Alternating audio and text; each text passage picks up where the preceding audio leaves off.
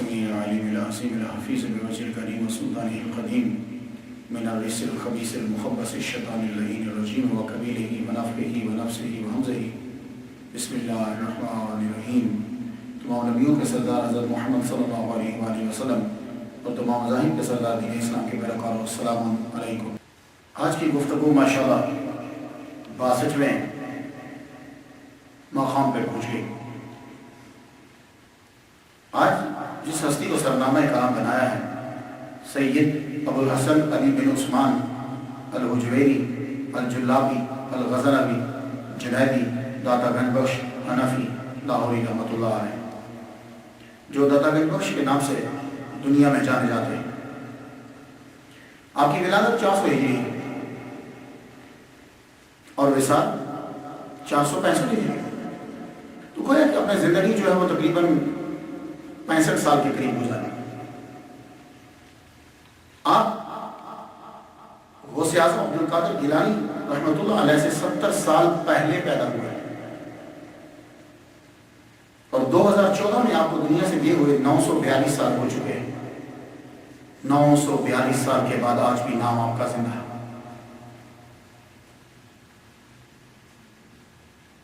یہ وہ ہستی ہے کہ جن کے بارے میں غوث پاک نے کہا کہ میں ان کا زمانہ پا لیتا تو بیعت کرتا ہوں، اور یہ رشتے میں غوث پاک کے معمول رکھتے ہیں۔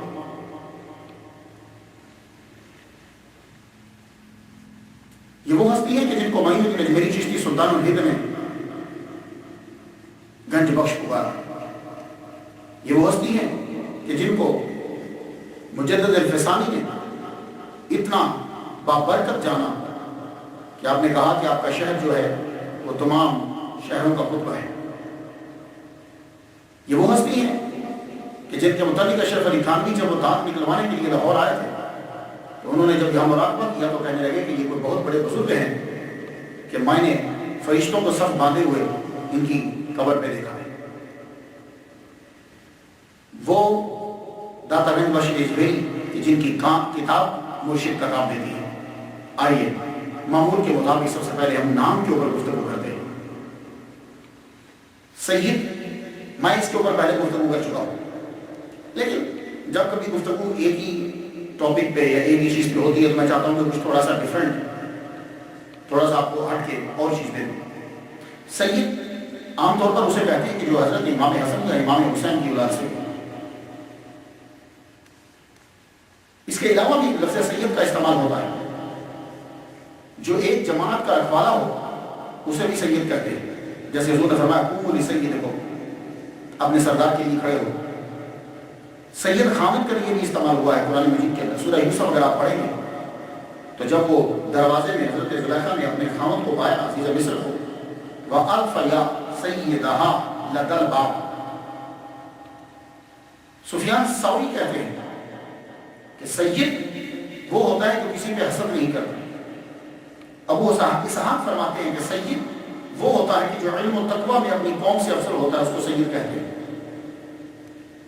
سید وہ جس کی اطاعت واجب ہوتی ہے۔ حضور صلی اللہ علیہ وسلم نے سعد بن معاذ کو انصار کا سید کہا اور عمر بن جبور کو بنو سلمہ کا سید کہا، اور حضور صلی اللہ علیہ وسلم نے بے دینوں کو منافقوں کو سید کہنے سے منع کیا۔ حضور نے فرمایا لا تقولوا للمنافق سیدا، منافق کو سید نہ کہو۔ اور قرآن مجید کے اندر حضرت یحییٰ علیہ السلام کو اللہ تعالیٰ نے سید کہا سیدا و حصورا و نبیا۔ اب ایک چیز اور دے دوں، ابو داؤد کتاب التوحید باب 63، عبداللہ بن شخیر بیان کرتے ہیں کہ بنو عامر کے ساتھ میں حضور صلی اللہ علیہ وآلہ وسلم کے پاس پہنچا ہوں تو ہم نے حضور صلی اللہ علیہ وسلم کو کہا سیدنا ہمارے سردار، تو محمد صلی اللہ علیہ وسلم نے کہا اللہ سیدنا، اللہ سید ہے۔ تو ابو داؤد کی حدیث سے پتہ چلا کہ کسی اور کو سید نہیں کہہ سکتے، لیکن حالانکہ حضور صلی اللہ علیہ وسلم نے اپنی بیٹی کو سیدہ کہا، اپنے نواسوں کو سید کہا کہ یہ نوجوان جلدی نوجوانوں کے سردار ہیں، تو پھر اس کا کیا مطلب ہوا؟ اصل میں حضور صلی اللہ علیہ وآلہ وسلم جو ابتدائی لوگ شرک کو چھوڑ کر دین میں آتے تھے نا، ان کو ذرا سختی سے تعلیم دیتے تھے۔ جب وہ توحید راسخ ہو جاتی تھی تو پھر اس کے بعد آگے چیز جو ہے وہ بڑھتی چلی جاتی، کیونکہ یہ نئے نئے مسلمان ہوئے تو اس لیے ان کے دل کے اندر یہ سمجھایا گیا کہ دیکھو سید جو ہے سب سے بڑا جو ہے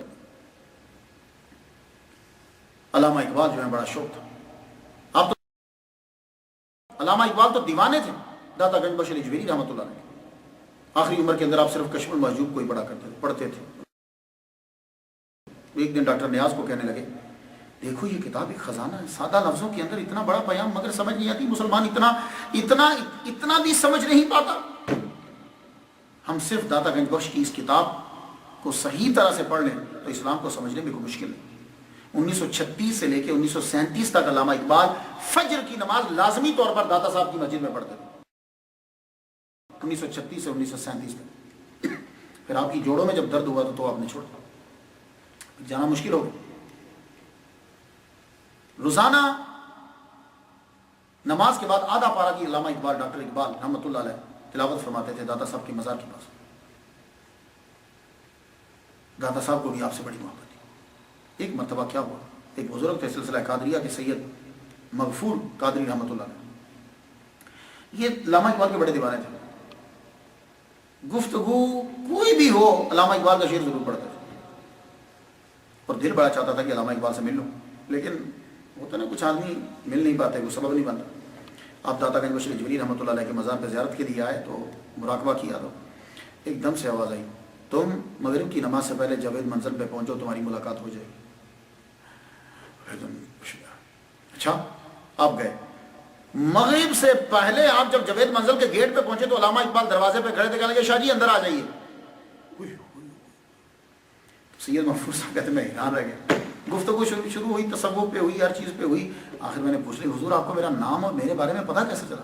کہنے لگے دوپہر کو سویا تھا میں جب کیلولہ میں, تو داتا گنج بخش کی زیارت ہوئی تو فرمانے لگے ہمارا بچہ ہے, بڑا دل کرتا ہے اس کا تو اس سے ملنے کو, تو مغرب سے آدھا گھنٹہ پہلے وہ تیرے دروازے پہ پہنچیں گے تو ذرا مل لینا. مسلمانوں کی نجات اس میں ہے کہ بزرگان سلف کی حیرت ناک تذکروں کو زندہ کیا جائے. پھر سنو, مسلمانوں کی نجات اس میں ہے کہ بزرگان سلف کے حیرت ناک تذکروں کو زندہ کیا جائے.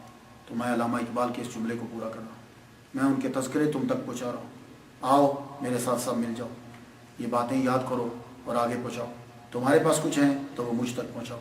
میں ان کے لیے جب کسی کی میں اسٹڈی کرتا ہوں جس بزرگ کی, تو میں روزانہ کا دلائل الخیرات اور باقی چیزیں ہر نماز کے بعد میں ان کے لیے فاتحہ پڑھتا رہتا ہوں جب تک ان کی اسٹڈی پھر اگلے بزرگ کا شروع کر دیتا ہوں.